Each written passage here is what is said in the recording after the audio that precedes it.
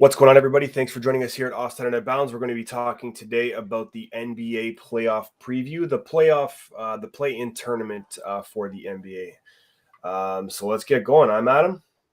I'm Junior. Let's go. You got to be aware of the inbounder here if you're Philly. It's off to Leonard, defended by Simmons. Is this the dagger?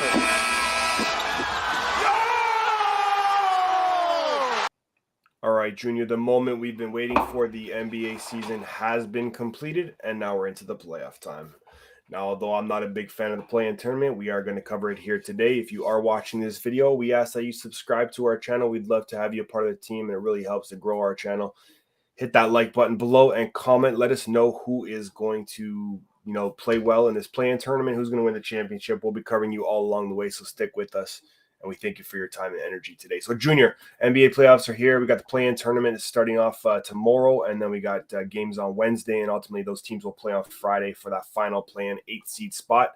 Initial thoughts? Initial thoughts are very simple. If you go to our season preview show, you're gonna drill in on the Raptors, though, right? just that one piece. All right. Well, I kind of hit this matchup, this specific matchup with the Raptors and the Phillies. Oh my God, Philadelphia 76ers. Back before the season even started. It's almost like I knew this exactly was going to happen. I wish I could have put money on it to have these guys at a 4-5 matchup. It's been an interesting year.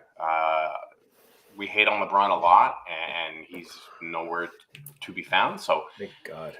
It's kind of like the changing of the guard almost. I think LeBron's time, he did what he had to do, just like Kobe did what he had to do, and Mike did what he had to do, and and Bird and Magic did what they had to do, was just keep carrying the league along. But I think there's enough young talent and enough superstars now that he can go off into the sunset, and I don't think anyone will be upset if he just walked away. He's got some rings, he's got some pretty hefty numbers behind him, so yep. I mean, as much as I do talk crap about him, he's had a pretty great career. The play-in itself, again, not a huge fan of it. I don't like the 7, 8, 9, 10. I think it should be 7, 10, 9, 8, and whoever wins, those are the two seeds. I think putting the two guys who should make the playoffs go up against each other is, I don't know, it's a little bit of a crapshoot for me. Because sometimes, you get a hot team come in at a 10. We've seen it before. They just blow through everybody.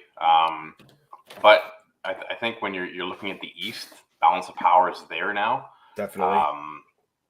A lot of good teams coming in. I think, when I look at this 7-8 matchup between Cleveland and Brooklyn, I'm dumbfounded you're getting this matchup in a play-in tournament when there was so much promise on that Brooklyn side, and Cleveland was leading the East for, an exorbitant amount of time. So yeah, going to be some interesting games coming up for sure.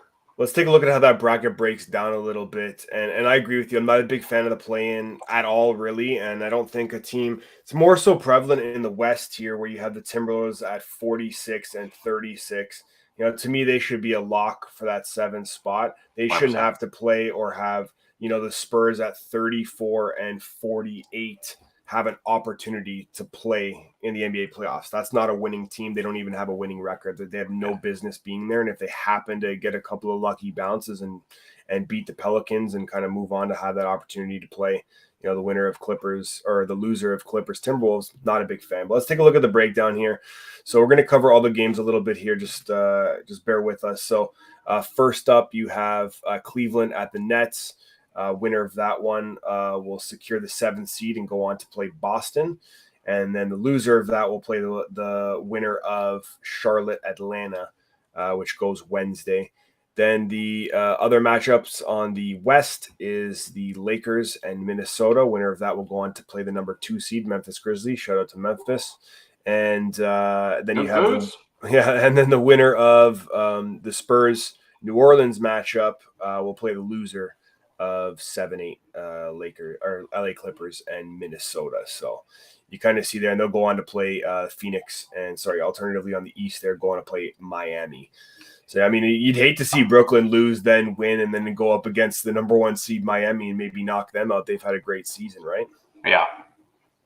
That's the thing you look at with, like, let's say Cleveland wins, and they hit that 7th seed going up against Boston, who is absolutely on fire right now. Yeah. And then Brooklyn goes on to play in Atlanta or Charlotte, and then they win. And now they've got 2 high-pressure games under their belts already going into Miami.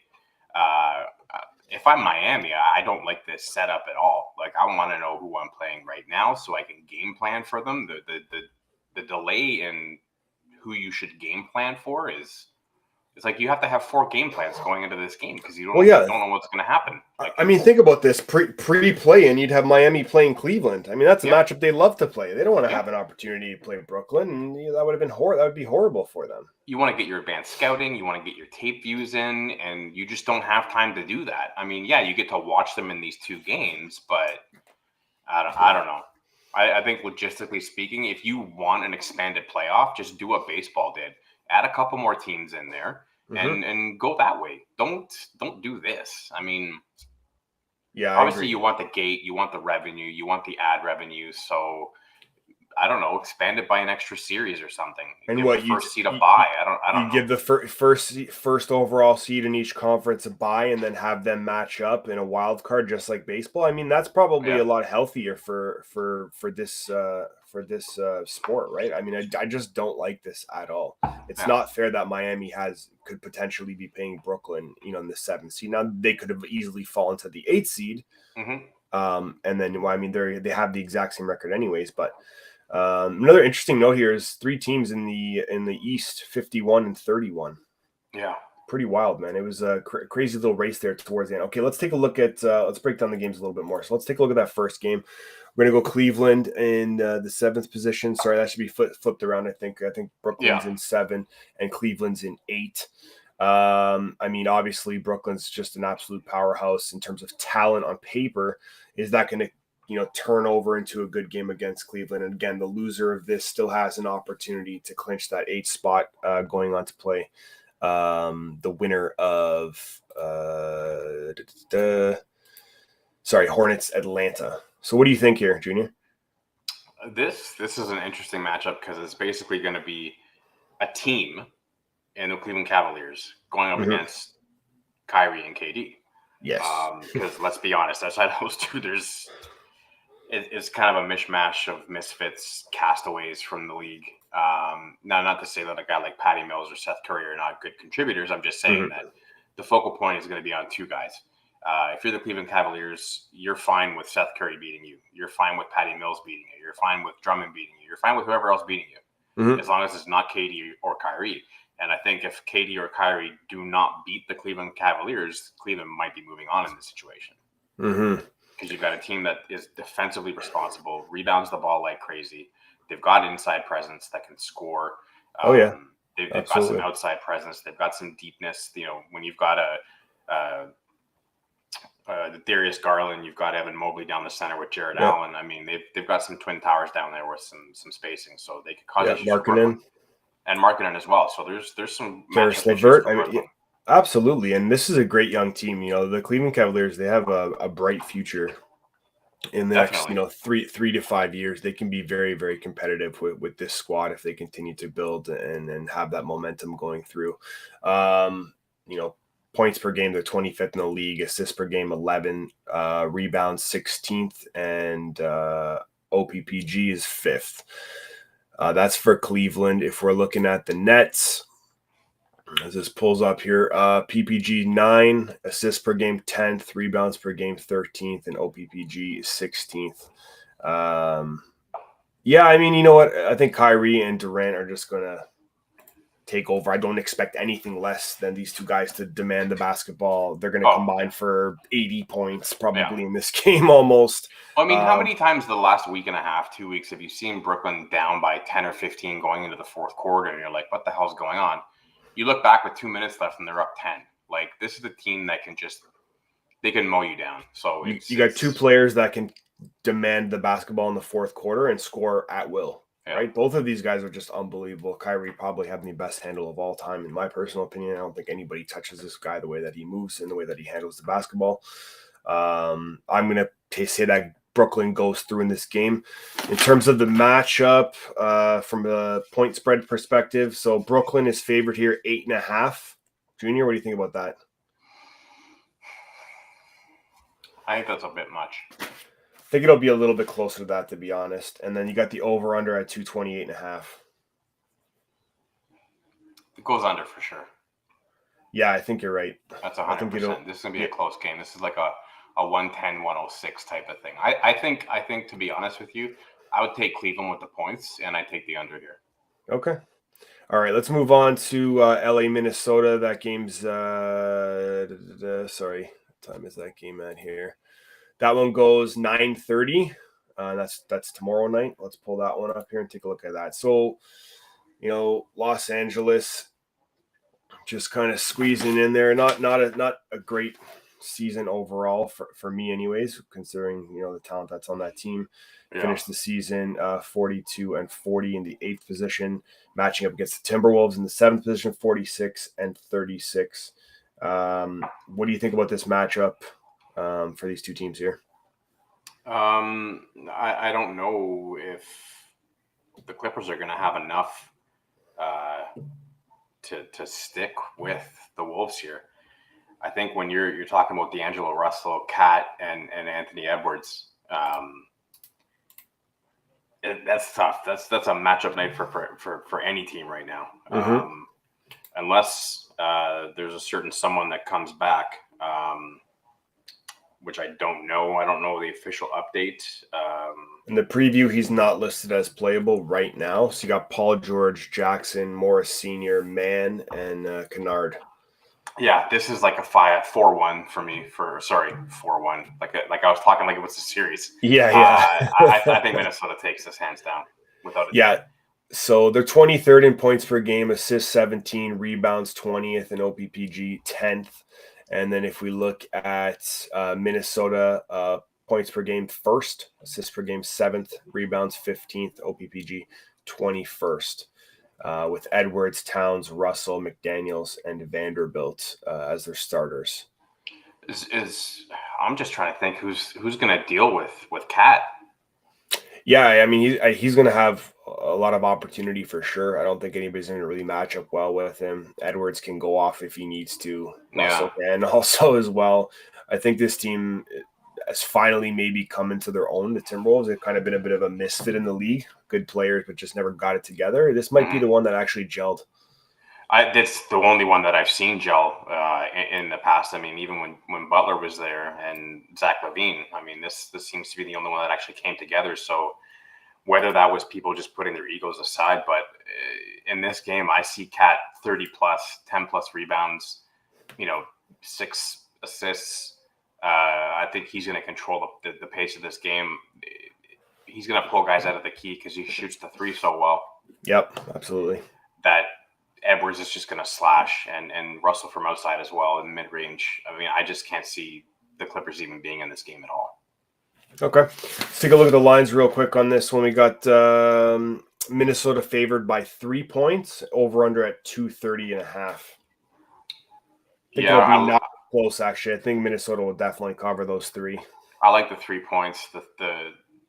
The total, I think, is a bit high, just because I don't think that the Clippers are going to score and keep pace with Minnesota. So I take Minnesota with the points and the under here. Yeah, I think this is actually going to be a bit, not a blowout, but like a mini blowout. I think Minnesota's going to hand these guys a quick loss here. Yeah, okay, let's move 10-15 points. Yeah, easily, no problem. Let's go on to the next game here. So we got Atlanta matching up against the Hornets, a couple of young bucks here.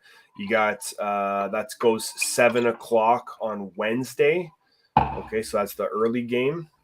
Closing out the Eastern Conference here, you got Atlanta in the 9th position and Charlotte in the 10th. I don't know about this one. This could go either way for me in a lot of ways, but at the same time, I know what Trey is capable of doing if he wants to take over a basketball game. So I'm leaning towards Atlanta. What are you thinking? This is tough. I mean, Atlanta's been in this position before.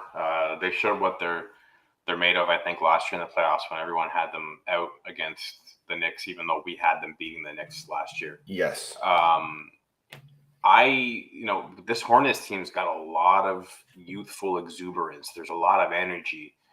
And you can see that in the stats. Points per game, 4th. Assists, 1st in the league. Mm-hmm. They can move the basketball. Rebounds per game, 12th. And OPPG, 22. They gave up a lot of points though, so that's the issue. Yes. And when you've got a guy like Ice Trey that is dropping them from the logo steadily, as LaMelo will probably go back and forth with him on that. I just think that the other pieces in Atlanta, I would put a little bit higher on the shelf in the bar than I would with the Hornets. Mm-hmm. So for me, I'd be leaning Atlanta here too. So looking at Atlanta's 6th in points per game, assists per game 15, rebound 18, and opponent points OPPG 18th. So yeah, I just feel like Atlanta. I mean, listen, it'd be great to have Charlotte kind of make their way and get into the playoff position, see what LaMelo can do. But I mean, he's not even the best scorer on his own team, and I don't know if Hayward's going to be playing. That was another thing that I was hearing. Yeah, if he's going to be available or not. This might just come down to who wins the battle down low. You know, if you're looking Plumlee and Trell up against Capella and Gallinari, I mean, that's a great point. Actually, I think Capella is going to have his way, and I think going to go to him a lot in this game. Gallinari is going to space the floor. Then you've got Hoyter. There's a lot of shooters on that Atlanta team. That's a great and not point. saying that the Hornets don't have their shooters as well. I mean, if Gordon Hayward's healthy, that guy's pinpoint accurate. So yeah, again, I'm just going to look at guys who have been in this situation before. And last year, the Hornets just kind of fizzled out in the play-in, where Atlanta gained a lot of strength and momentum in it. So yeah, that experience goes a long way too, right? It totally does. So I'd lean Atlanta. I'd be actually curious to see if they're even favored in this game. So Atlanta 4.5, and then you got over under at 236. I actually think this is going to be a high scoring game. 236 might be a bit high, but I think both these teams are going to just let it go. Yeah, I think it was over. I see this what about 4.5? In the 240s. The 4.5, yeah, that's a tough one. I think it's gonna be a lot closer. I think it's gonna be really close. Maybe even a last shot kind of vibe. You know what? I'm feeling that 4.5. I go 4.5 and the over. Okay. All right. Let's take a look at the last matchup. This game is going live at 9:30 on Wednesday, and that's your New Orleans Saints in the 9th position. Sorry, New Orleans Pelicans in the 9th position, and the San Antonio Spurs, which again, I'm boycotting both these teams. They don't even have winning records, and they have an opportunity to make the playoffs. This is absolutely atrocious. I don't agree with this. NBA, you need to change this rule. This is absolutely horrendous. Neither of these teams should be there. You should bring another team in from the East who has a winning record. Playoff crossovers. This is terrible. This is absolutely horrendous. But I'll give you the floor here and let me know what you think. Yeah, you know, I'm a fan. I'm a fan of the John Murray. Kid's absolutely balling this year. Huge progression and steps forward he's taken in his career. And to be honest with you, I mean, the Pelicans have a nice team. They've got a nice few pieces there. With Brandon Ingram and JV and CJ McCollum. JV, Jones, Graham. They got Zion's moving around, but I don't think he'll ever be in the playoffs this year. No. So I think that I would definitely be leaning New Orleans in this matchup, just because I know JV what you're going to get out of him here in this spot, and it's going to be a double-double, and he's going to control down low.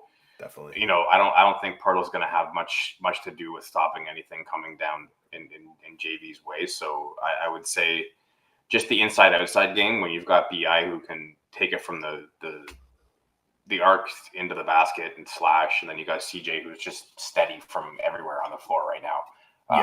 I would definitely lean New Orleans here. I would just take New Orleans here. Yeah, so New Orleans is favored by 5, and the over/under at 229. I would take the 5, but I would go under. Yeah, I agree. I don't think it's going to go over than that. I think New Orleans will win this game. I think they definitely match up better. Yeah. Well, because they'll end up facing the Clippers, right? Because after the Clippers are going to lose to the Timberwolves, they'll face the Clippers, and I think that'll be an interesting game, actually. Yeah, if you see New Orleans go through, I think New Orleans would have their way with the Clippers. Yes, I think they'll have that momentum, and they'll just be able to, Clippers will be a little bit demoralized from losing that game, and you'll have a hot New Orleans team that's young and can move the basketball really well, and see what happens. Yeah, that's an interesting one. All right. So yeah, we'll check back in with you guys probably for Friday and give you those last 2 play-ins. And then we're gonna stream those, or are we just gonna update? You know what? Maybe we'll stream those. Let us know in the comments if you want us to stream those games. We can live stream them. We'll have the game tracker up, and then we'll give you the play-by-play for both those last 2 play-in games. Those go Friday. I think that'd be a good idea. Yeah, let's do that. That sounds good. And we'll also offer up, because we are Raptors fans from Toronto, and we're going to offer up a Raptor preview as they face on Philadelphia in the first round of their matchup, which goes Saturday, I think at 6 p.m., which is yes. So just real quick, 2 times the Raptors faced Philly in the playoffs. Both series went 7, and they both went down to the very last shot in Game 7. So this will be an interesting series. I know Shaq said it's going to be a sweep for Philly, but I don't know. Maybe he's on too much pre-workout or something, because that's not going to be the case. I don't know what team he's been watching. We beat them 3-1, I think, in the series in the matchups this year. So and it hasn't even been close. I don't. Unless Harden can really step it up. I don't know. He's not going to, because you know who's going to be on him? Scotty B. And Scotty B's going to lock down James Harden, just as he's done in the 4 matchups they've played in. So, listen, I'll just say this quickly about the Raptors, because the way they're built, the interchangeable pieces, that's playoffs. You don't have a need to go small. You don't have a need to go big. You're just going to stay where you need to be and compete. And they've got the rotation's looking really strong right now. Everybody's starting to gel. Yeah, you're going to get a healthy Fred, a healthy OG, who's already looking like he's going to body some guys in the playoffs. So his defensive prowess is going to be off the chain. I'm hyped to watch this series go down. And you know what? Win, lose, or draw. No one expected us to be here this year, so I'm happy to see this one go down. Awesome. Well, look, we want to thank you guys for joining. Comment below if you want us to do those play-in games, those streams. We'll probably do them anyways, even if you don't comment below. But let us know what you think. Or comment anyway. Yeah, or comment anyways. Sub to our channel, because it helps our channel grow, and we really want to get out there and get our message out to more people and hype everybody up. So get up in there. Tell a friend, let us know what's going on. Hit that like button, because it doesn't cost you anything. But we really appreciate your guys' time. So thanks so much. And I'm going to sign off here as Adam. Junior. And we're going to see you on Friday. Soon on Friday.